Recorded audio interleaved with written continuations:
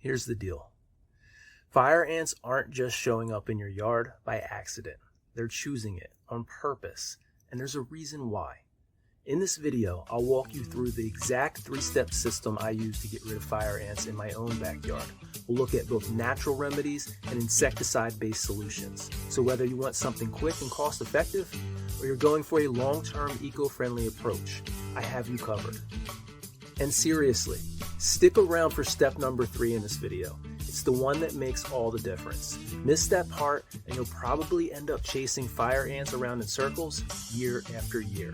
Also, I have linked all the products and resources I mentioned here down in the video description below, so you can find everything in one place. We're starting strong by going straight for the nests.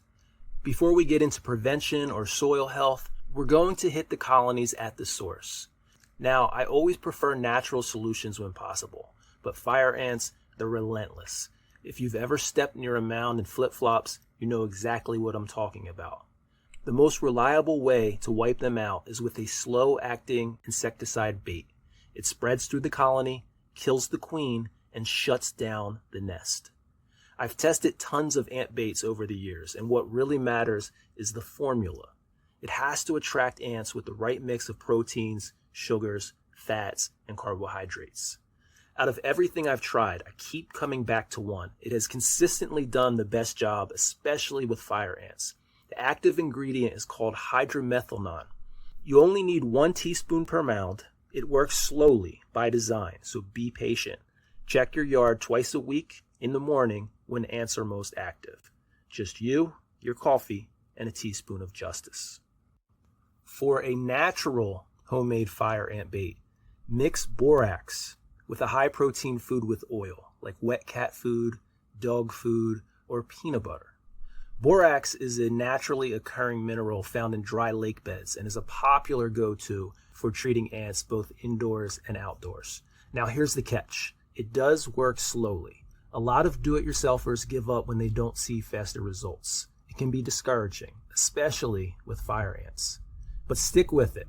It's not as efficient as insecticide bait, but borax is a very solid natural option if you're consistent.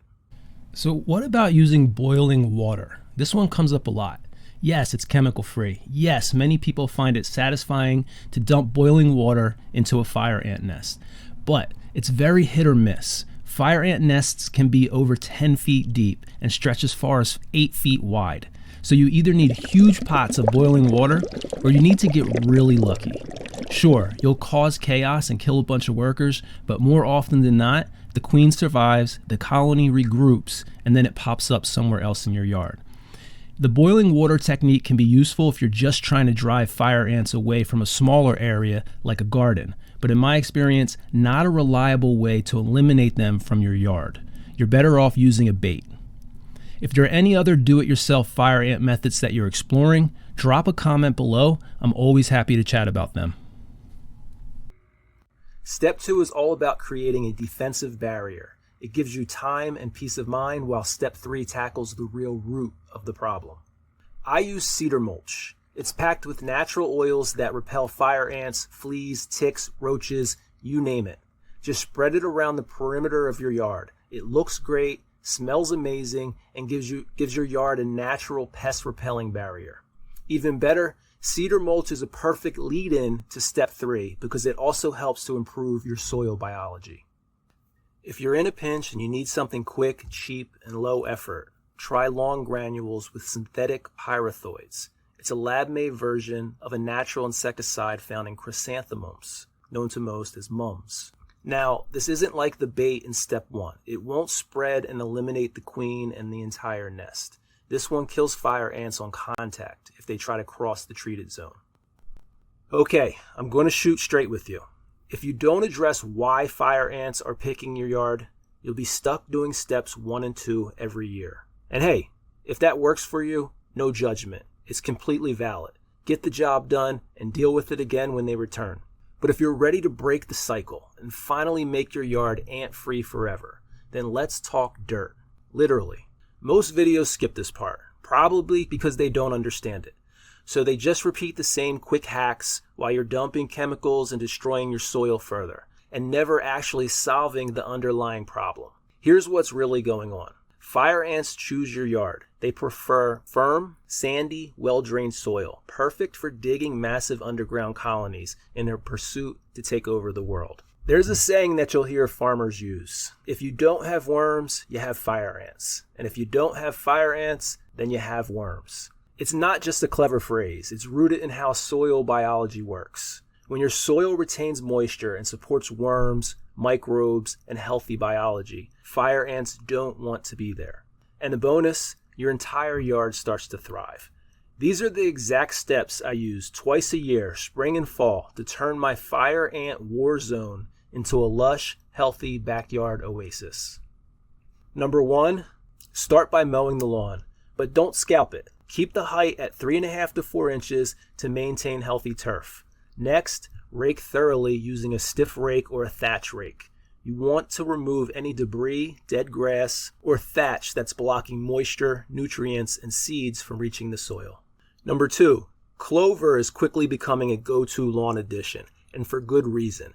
It's a nitrogen-fixing crop that naturally improves soil health and creates conditions fire ants can't stand.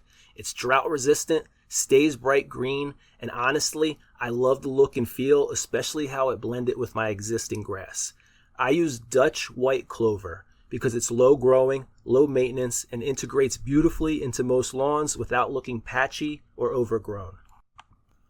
Number 3, this is one of the best kept secrets in gardening. Mycorrhizae is an organic inoculant packed with beneficial fungi that form symbiotic relationships with your grass and plant roots. It supercharges nutrient and water uptake and improves soil structure, all of which supports healthier, deeper root systems. Number 4, spread 1/4 to 1/2 inch of compost across your lawn. This stuff is loaded with microbes, organic matter, and beneficial organisms. Paired with the mycorrhizae from the previous step, they do the heavy lifting when it comes to rebuilding soil biology. Great news for worms, terrible news for fire ants. Number 5, water your lawn as usual. For me, that's about 2 to 3 times a week, aiming for roughly 1 inch total. Finally, remember that cedar mulch from step 2?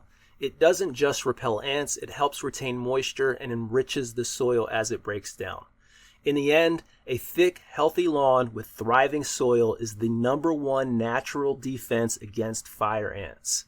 Now you have your entire backyard ecosystem working with you instead of against you.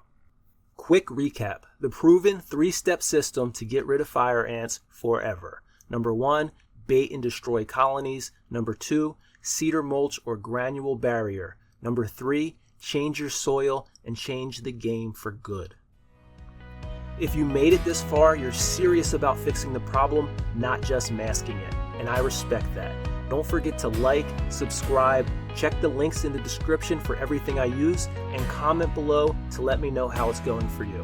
Thanks for watching. I'll see you in the next video.